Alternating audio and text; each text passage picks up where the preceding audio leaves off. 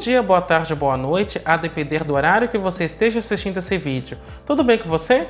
Eu sou o professor Fábio e no vídeo de hoje eu gostaria de falar da relação que há entre limite de uma função e sequências. Vamos lá?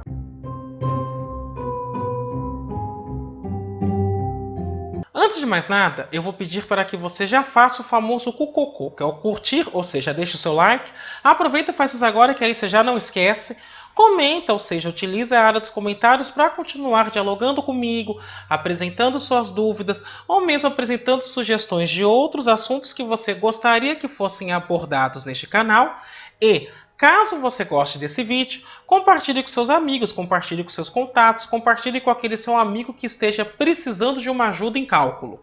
Além disso, vou pedir para que você clique no sininho, se inscreva e ative as notificações. Desta forma, toda vez que sair um vídeo novo, você será avisado. O objetivo desse vídeo em particular é relacionar o conceito de limite de função com sequência.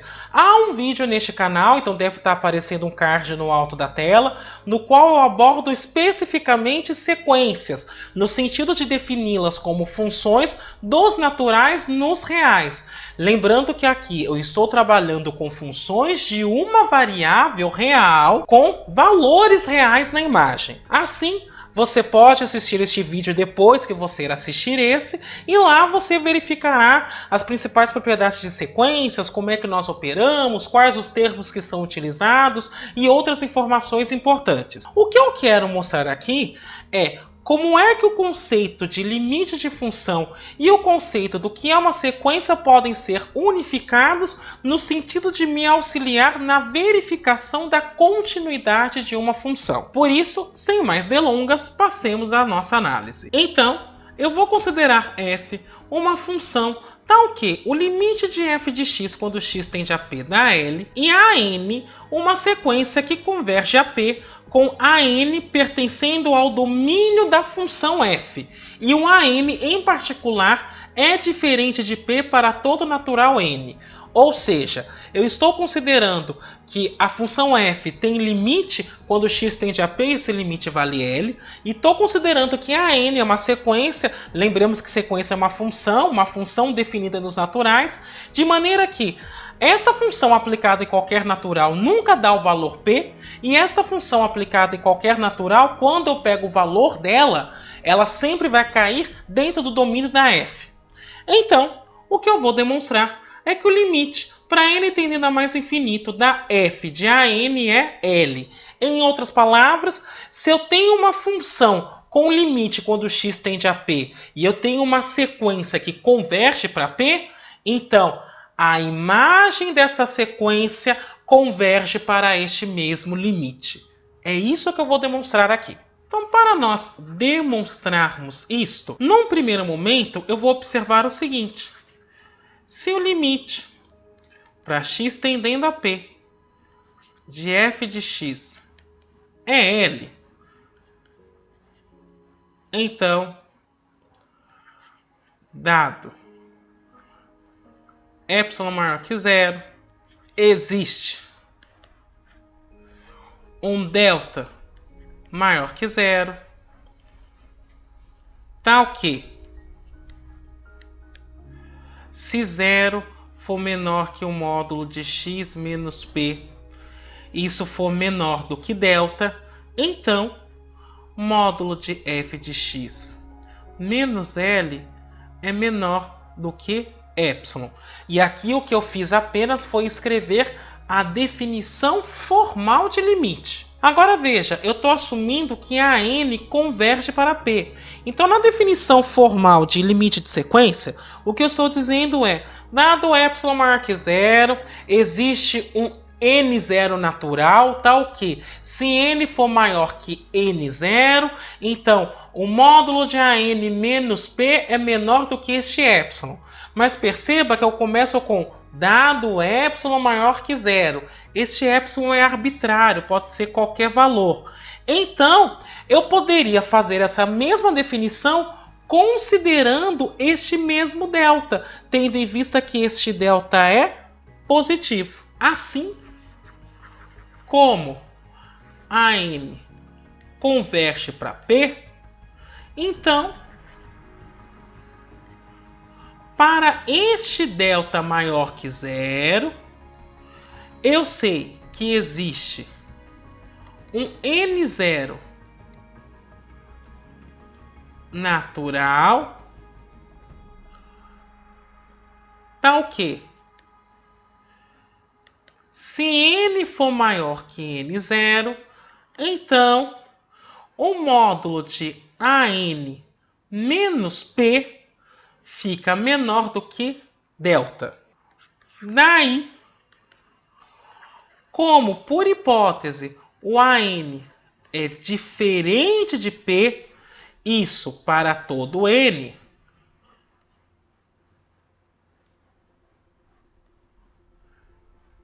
nós temos então o seguinte: se N for maior que N0, então 0 é menor que o módulo de AN menos P, porque AN não é igual a P, e isso fica menor que delta. E pelo que observamos da definição de limite, isso implica então que F, aqui era x menos P, só que agora está AN, então F de AN menos o limite é menor do que epsilon. Mas o que eu acabei de mostrar aqui então é que o limite para n tendendo a mais infinito da f de AN é igual a L. E isso, pela hipótese, é o limite para x tendendo a P de f de x. E era precisamente isso que nós gostaríamos de demonstrar. Então, no fundo, o limite de uma função pode ser caracterizado como o limite da imagem de uma sequência, essa sequência convergindo para o ponto no qual originalmente eu avaliei o limite da função. Em particular, se a função for contínua em P e a n convergir para P, então, na definição de continuidade, o limite para x tendendo a P de f de x é f de P. Em particular, o que eu estou querendo dizer, e isso que é o importante dessa associação entre limites de função e sequências, é que se eu tenho uma função contínua e uma sequência AN que converge para um ponto P, então a imagem dessa sequência por esta função tem que obrigatoriamente convergir para f de P. E este raciocínio é utilizado principalmente quando eu quero mostrar que uma função não é contínua. O que eu faço? Se eu quero mostrar que uma função não é contínua num determinado ponto, eu pego duas sequências que convergem para aquele ponto, e aí eu mostro que a imagem delas convergem para coisas completamente diferentes.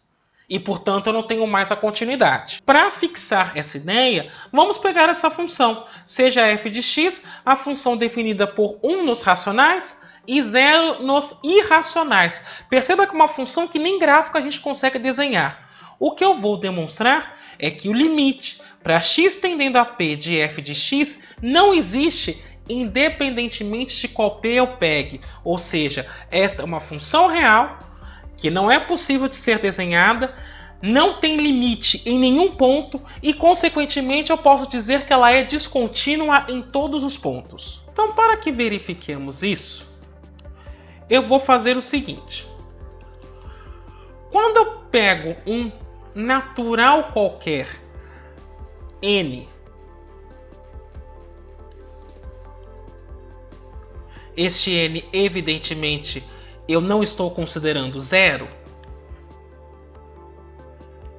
Então, para esse natural n não nulo, eu posso dizer que tem um número racional que eu vou indicar por AN e um número irracional que eu vou indicar por BN, mas que, quando eu considero o intervalo que vai de P até P mais 1 sobre N, e por isso que o N é não nulo, eu consigo achar um número racional. E veja, isso acontece por causa da densidade dos reais. Então, entre dois números, sempre é possível encontrar um número racional entre eles. Então, em particular, eu tenho P e P mais 1 sobre N, ou seja, P e P mais um pedacinho. São dois números diferentes.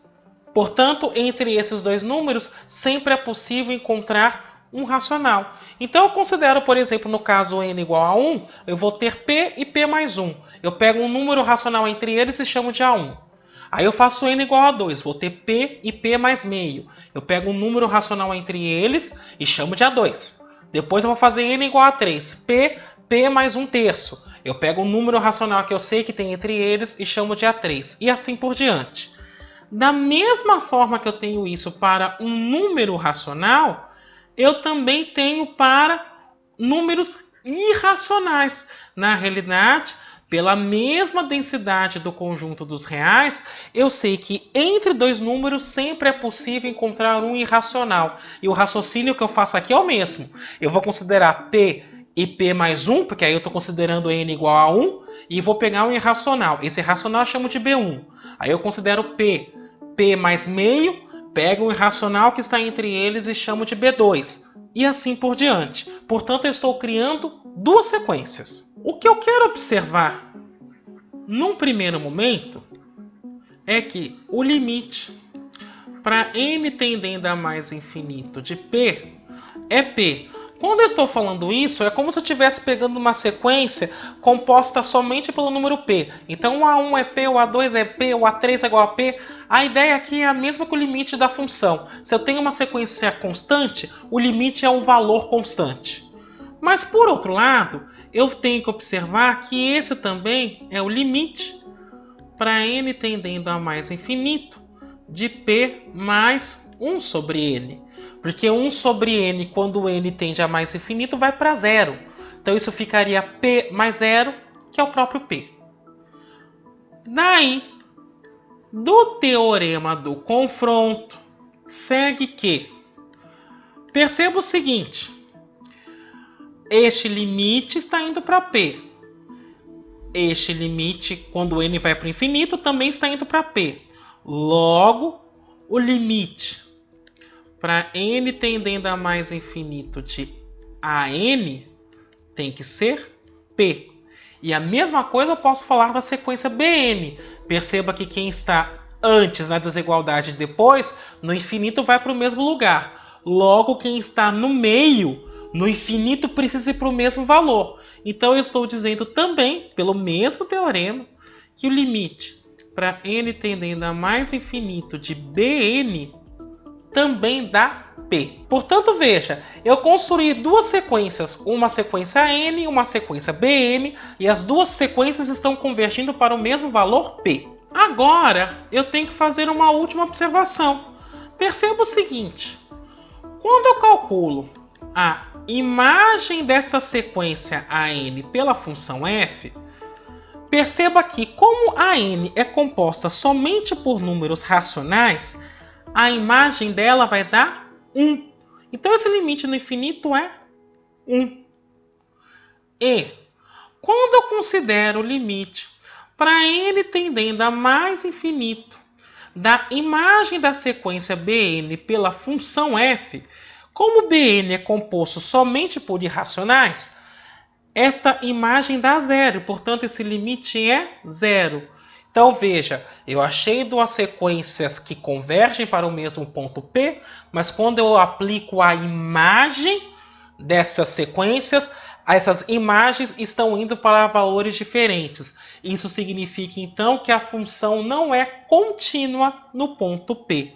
Como P foi escolhido de maneira arbitrária, eu estou dizendo, num primeiro momento, que o limite para x tendendo a P de f de x não existe e, novamente, como P foi escolhido de maneira arbitrária, isso vale para todo P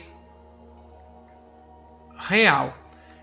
E era isso que eu gostaria de demonstrar. Portanto, aquela função é descontínua em todos os pontos, não tem limite em nenhum ponto e não dá nem para desenhar o gráfico. Bom, era isso que eu gostaria de discutir com você hoje. Espero que tenha sido bastante proveitoso. Eu me despeço por aqui. Até a próxima!